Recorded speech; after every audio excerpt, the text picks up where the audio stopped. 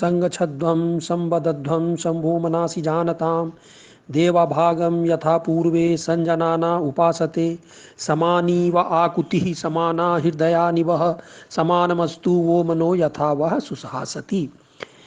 वैदिक ऋषियों ने करीब 15,000 साल पहले इन ऋचाओं के माध्यम से पृथ्वी के वासियों को एक समाज बनाने का आह्वान किया था जहाँ किसी का शोषण न हो। लेकिन आज तक हम पृथ्वीवासी ऐसे समाज की रचना न कर पाए। नवयुग चैनल के माध्यम से ऐसे ही समाज की रचना के लिए मैं आशा की गीत लाया हूँ। हमारे गुरु श्री श्री आनंद मूर्ति द्वारा बनाए गए सिद्धांतों के आधार पर ज्वलंत मुद्दों पर मैं अपनी बात रखूंगा ताकि हम अपने ऋषियों के द्वारा कल्पना किए गए समाज। आज का विषय है जॉब क्रिएशन का 13वां भाग। आज इसके अंतर्गत हम चर्चा करेंगे स्वास्थ्य के दूसरे भाग की।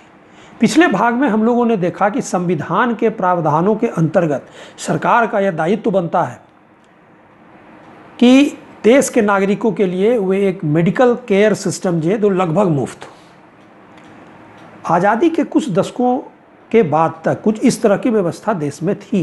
ज़्यादातर लोग सरकारी मेडिकल संस्थानों पर ही निर्भर थे। लेकिन 80s के दशक के बाद जब भारत सरकार ने स्वास्थ्य क्षेत्र में प्राइवेट इन्वेस्टमेंट अलाउ कर दिया, तब से स्वास्थ्य का क्षेत्र आम लोगों के लिए ठगी और लूट का केंद्र बन गया है। साधारण लोग यदि किसी जटिल बीमारी के शिकार होते हैं तो उनकी दो ही नियति होती है, इलाज के बिना मृत्यु या इलाज के लिए लूट जाना। प्राइवेट हॉस्पिटल्स में पैसे के लिए लाश को रोकना, ठीक हो जाने पर छुट्टी न देना अब ये आम बात हो गई है। आज देश में हेल्थ केयर सिस्टम 3 स्तर पर काम कर रहा है, जो अभी काम कर रहा है। अब गांव में क्या होता है, मोस्टली अनट्रेन्ड डॉक्टर्स, झोला छाप डॉक्टर क्विक हैं। गांव में यही लोगों का इलाज करते हैं ज़्यादातर, क्योंकि MBBS और दूसरे डॉक्टर गांव में जाना चाहते नहीं हैं। शहरों में डॉक्टर्स क्लिनिक में नॉन क्रिटिकल रोगों का इलाज करते हैं, जो कि धीरे धीरे कम हो रहा है क्योंकि अब नर्सिंग होम कुकुरमुत्ती की तरह आ रहा है। प्राइवेट नर्सिंग होम जो सर्जरी और नॉन क्रिटिकल बीमारी जैसे इंडोर की आवश्यकता होती है उसका इलाज करते हैं। स्टेट कैपिटल में डॉक्टर्स क्लिनिक में नॉन क्रिटिकल लोगों की इलाज करते हैं। प्राइवेट नर्सिंग होम सर्जरी और इंडोर नॉन क्रिटिकल बीमारियों का इलाज करते हैं। और बड़े प्राइवेट और गवर्नमेंट हॉस्पिटल जैसे एम्स, PGI जैसे चंडीगढ़, लखनऊ, पटना में है, Apollo, max, Tata memorial, Medanta आदि हैं बड़े हॉस्पिटल। ज़्यादातर प्राइवेट नर्सिंग होम्स एक कॉरपोरेट हाउस की तरह केवल प्रॉफिट के लिए चलाया जाता है। हर एक डॉक्टर्स को जांच और सर्जरी के लिए एक टारगेट दिया जाता है कि आपको इतना हमें मरीज़ देना है, इतना जांच कराना है, क्योंकि हर जगह उन लोगों को कट मिलता है। इन हॉस्पिटल्स के गैर ज़रूरी जांच, सर्जरी और गैर जरूरी महंगी दवाइयाँ मरीज को खिलाने की घटनाएं आम हैं, जो बराबर प्रिंट मीडिया और टीवी के न्यूज़ बनते रहते हैं। टीवी में कई स्टिंग ऑपरेशन हम लोगों ने देखे, लेकिन कोई उस पर कार्रवाई नहीं होती है। भारत के लिए इसका निदान बस एक ही है, सारे प्राइवेट मेडिकल हॉस्पिटल्स और तथाकथित रिसर्च इंस्टीट्यूट की बंदी। ये सारे मेडिकल केयर सरकार के अधीन हो और थोड़ा बहुत चैरिटेबल ट्रस्ट जैसे Tata memorial research centre, Mahavir cancer institute Patna, Vellore medical college, इस तरह कुछ जो हैं वो अपने जो है चल सकते हैं, क्योंकि ये लोगों को ठगते नहीं हैं। लोगों के हेल्थ रिक्वायरमेंट अब हम देखें ज़्यादातर ये 4 तरह के होते हैं। नॉन क्रिटिकल बीमारियाँ जिसमें आउटडोर की ज़रूरत होती है, जैसे सीजनल फीवर, विभिन्न अंगों में दर्द, eye, nose, mouth infections, fever, TB, hypertension, skin diseases, मधुमेह एक्सेट्रा। ये जो है आउटडोर में इसकी ज़रूरत होती है, इसमें इंडोर की आवश्यकता लगभग नहीं होती। Non critical elements requiring indoor case, non critical element requiring surgical treatment like pregnancy, hernia, hydrocele, ये सब की जो ज़रूरत होती है। और क्रिटिकल एलिमेंट जिसमें स्पेशलाइज्ड ट्रीटमेंट की ज़रूरत होती है, ऐसे रोगों को जैसे कैंसर, हार्ट डिजीज़, लीवर और किडनी की बीमारियां, ये जटिल बीमारियां हैं। ये 4 तरह की बीमारियां होती हैं। इस समय सरकारी सेक्टर में हेल्थ इंफ्रास्ट्रक्चर 5 स्तरों पर अवेलेबल है। सब सेंटर्स, प्राइमरी हेल्थ सेंटर जिसको PHC भी कहते हैं, communities health centre, district and sub divisional hospitals और मेडिकल कॉलेज हॉस्पिटल्स, ये सरकारी संस्थान 5 स्तर पे काम करते हैं। देश के पूरे हेल्थ केयर के रिक्वायरमेंट के लिए इन 5 स्तरों के हेल्थ इंफ्रास्ट्रक्चर को 3 स्तरों पे कंसोलिडेट किया जा सकता है। प्राइमरी हेल्थ सेंटर पहला स्तर रहेगा, दूसरा स्तर रहेगा रेफरल हॉस्पिटल और तीसरा मेडिकल रिसर्च सेंटर। आज हमारे देश में ही नहीं बल्कि पूरे विश्व में हेल्थ केयर के लिए एलोपैथ अंग्रेजी पद्धति को ही जाना जाता है और माना जाता है। एलोपैथ ने अन्य मेडिकेयर सिस्टम को मृतप्राय कर दिया है, उन्हें ये क्वैक की श्रेणी में गिनते हैं। लेकिन एलोपैथ आज अपने प्लाटू पर पहुंच चुका है। यह सिस्टम ज़्यादातर रोगों जैसे BP, यूरिक एसिड, शुगर, अब बहुत सारी ऐसी बीमारियां हैं जिसको लें अगर आपको एक बार हो गया तो ज़िंदगी भर आपको उसकी दवा खानी होगी, और हर दवा के साइड इफ़ेक्ट के कारण कई और बीमारियां होती हैं, लोगों को और बीमारी होती है, फिर उसकी दवा खाइए, तो पूरे ज़िंदगी भर आप दवा ही खाते रहिए। जबकि हम लोगों ने पहले अपने बुजुर्गों को देखा है, वो साधारण मौत अपने घर पे मरते थे। आज का मौत नहीं कि आपका मौत निश्चित है, क्रिटिकल स्टेज में कैंसर है, क्रिटिकल स्टेज में कुछ भी है तो आपको ICU तमाम सारे पद्धति में अपना कर महीना 2 महीना आपका लाइफ एक्सटेंड कर देंगे, लाखों रुपए लूट लेंगे और आपके शरीर को भी वो जो है नष्ट भ्रष्ट कर देंगे। और हमारे देश के आयुर्वेद, सिद्धा, योग, नेचुरोपैथी, होम्योपैथी आदि मेडिकेयर सिस्टम हजारों साल पुराना है, टाइम टेस्टेड है। एलोपैथ का डेवलपमेंट पीछे 100-200 वर्षों में हुआ है, पुराना है। आपको एक वाकया सुनाते हैं जो कि एक फैक्ट है। हो सकता है कि कुछ लोगों को ये लगे क्या है, you can search on the Google and you will find it. USA के जो प्रथम प्रेसिडेंट थे जॉर्ज वाशिंगटन, उनको मियादी बुखार हो गई थी, बुखार उतर नहीं रहा था। तो ये जो एलोपैथी डॉक्टर, अंग्रेजी दवा के वाले डॉक्टर हैं, इन लोगों ने उनकी जो है दवाई कराते कराते अंत में उन्होंने ये डिसाइड किया कि इनके ब्लड को ही बदलना पड़ेगा, तभी ये इलाज हो पाएगा। और उन्हें एक चारपाई में बांध दिया गया और उनका ब्लड खींच के निकालते निकालते उनको मार दिया गया।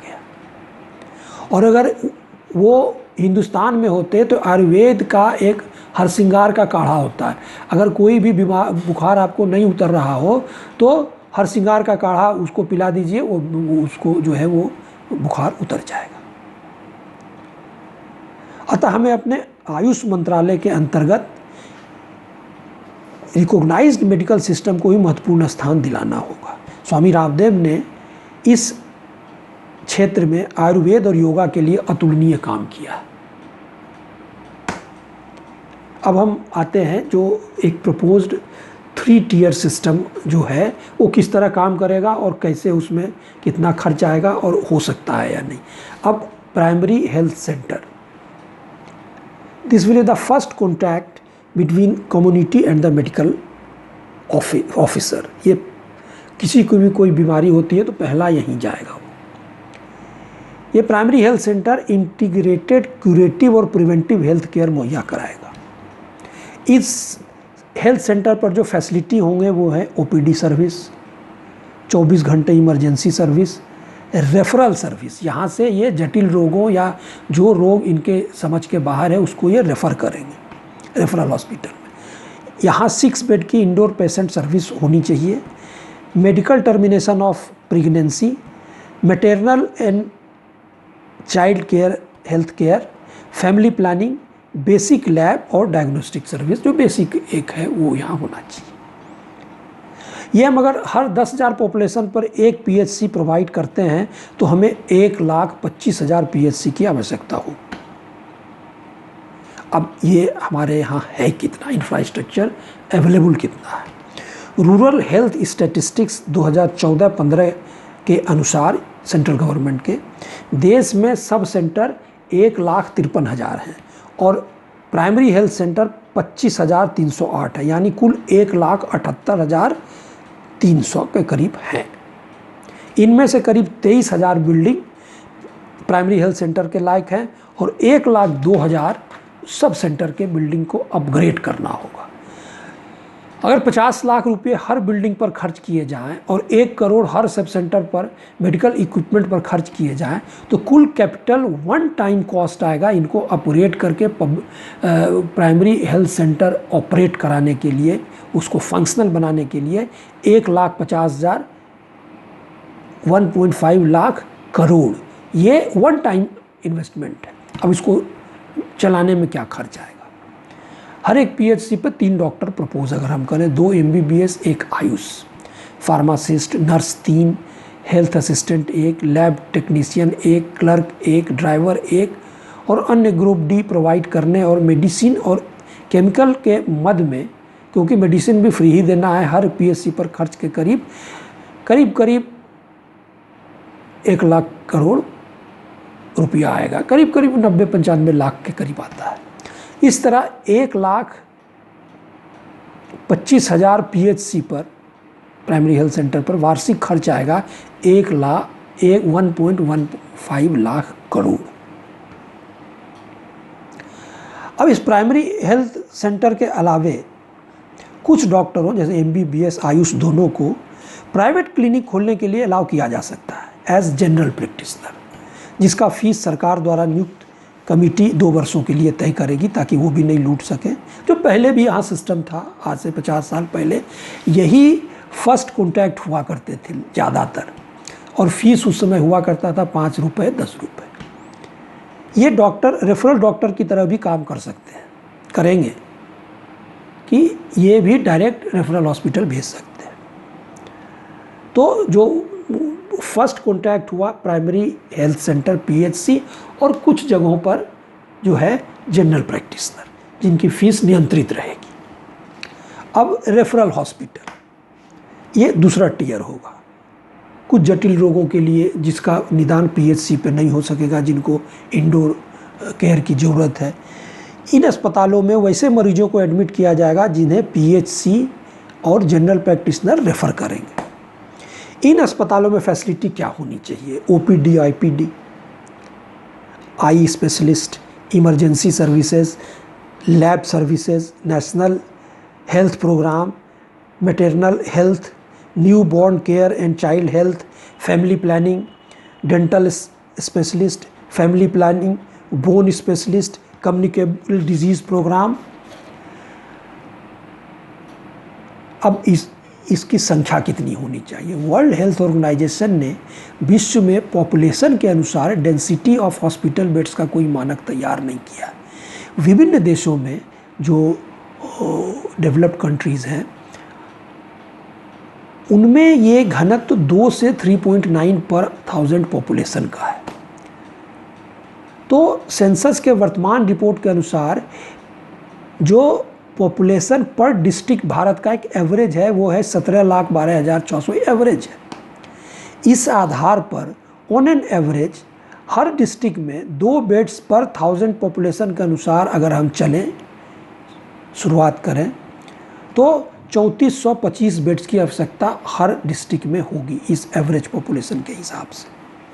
इस प्रकार हर जिला में 600 बेड ईच के 6 रेफरल हॉस्पिटल की आवश्यकता पड़ेगी। इस समय देश में 709 डिस्ट्रिक्ट्स हैं, अतः रेफरल हॉस्पिटल की संख्या 6 से इसे गुना करने पर 4254 होनी चाहिए। अब ये तो एवरेज हुआ, इस संख्या को जिले के एक्चुअल पॉपुलेशन के हिसाब से रीडिस्ट्रीब्यूट किया जा सकता है। कहीं 7 होगा, कहीं 8 होगा, कहीं 2 होगा। अब अरुणाचल प्रदेश में डिस्ट्रिक्ट के हिसाब से तो 1 भी हो जाए बहुत है। रूरल हेल्थ स्टैटिस्ट 2014-15 के अनुसार, जो कि सेंट्रल गवर्नमेंट का है, इस समय देश में community health centre with 30 beds की संख्या 5396 है। सब डिविजनल हॉस्पिटल्स की संख्या 1012 है और डिस्ट्रिक्ट हॉस्पिटल्स की संख्या 538 है। जो पुराने डिस्ट्रिक्ट्स में डिस्ट्रिक्ट हॉस्पिटल हुआ करते थे, और ये डिस्ट्रिक्ट हॉस्पिटल्स ही बड़े बड़े हॉस्पिटल भी ये हुआ करते थे जहाँ बहुत सारी जो है सर्जरी आदि हो जाती थी। इन अस्पतालों को जुडिशियसली कंसोलिडेट कर और अपग्रेड कर 4254 रेफरल हॉस्पिटल 600 बेड की बनाई जा सकती है। इन सारे हॉस्पिटल्स में 20 करोड़ रुपए प्रत्येक में इन्वेस्ट कर अपग्रेडेशन किया जा सकता है। इसका कुल कैपिटल कॉस्ट आएगा करीब 85,000 करोड़ वन टाइम। हर एक रेफरल हॉस्पिटल में 70 विभिन्न doctors, 200 staff nurse, 80 paramedical, 40 dresser, ward boys और मेडिसिन और केमिकल और अन्य मदों में वार्षिक खर्च करीब एक जो अनुमानित है वो 28 करोड़ माना जा सकता है। इस तरह 4254 रेफरल हॉस्पिटल्स पर वार्षिक खर्च आएगा 1,19,112, दैट मीन्स 1,20,1.20 लाख करोड़। और कैपिटल इनपुट कॉस्ट 2 वर्ष में खर्च करने पर प्रत्येक वर्ष 42,540 करोड़ आएगा 2 साल के लिए प्रत्येक वर्ष। अब ये थर्ड टेयर जो है वो मेडिकल रिसर्च सेंटर होगा, इसमें सबसे जटिल रोगों का इलाज होगा। ये सेंटर मेडिकेयर सिस्टम के एपेक्स बॉडी होंगे। ये सेंटर्स क्रिटिकल रोगों जैसे कैंसर, हार्ट, लीवर, किडनी और अन्य जटिल रोगों का इलाज करेंगे। इसमें कोई भी आउटडोर पेशेंट को नहीं देखा जाएगा, बल्कि पीएचसी और रेफरल हॉस्पिटल से रेफ़र किए हुए रोगियों को यहाँ एडमिट किया जाएगा। हर एक स्टेट में कम से कम एक और बड़े बड़े स्टेट्स में 3 से 4 ऐसे सेंटर्स होंगे। अब इस समय इसकी क्या स्थिति है? इस समय 17 एम्स कार्यरत हैं या प्रस्तावित हैं। ये एम्स जो है ये मेडिकल रिसर्च सेंटर के इक्विवेलेंट ही है। और 3 पीजीआई चंडीगढ़, लखनऊ, पटना में कार्यरत है। पटना का पीजीआई थोड़ा पिछड़ रहा था, लेकिन वो भी वर्तमान सरकार ने उस पर ध्यान दिया है और ये भी अब एक अच्छे मेडिकल जो है इंस्टीट्यूट के स्तर पर आ गया है। इसके अलावे राज्यों में 45 से अधिक ऐसे हॉस्पिटल हैं जो इस कैटेगरी में आएंगे। तो इस 45 हॉस्पिटल्स में 100 करोड़ हर एक में और इन्वेस्ट कर इन्हें और भी अपग्रेड किया जा सकता है। इन सेंटर्स में 100 doctors, 600 para medical staff, ward boys आदि 200 के लिए और अन्य दवाओं, केमिकल आदि खर्चों में प्रत्येक सेंटर पर करीब 42 करोड़ अनुमानित खर्च आएगा। इस तरह पूरे मेडिकल रिसर्च सेंटर पर वार्षिक खर्च आएगा 3672 crore. Capital cost one time investment for 2 years each year आएगा 2250 करोड़।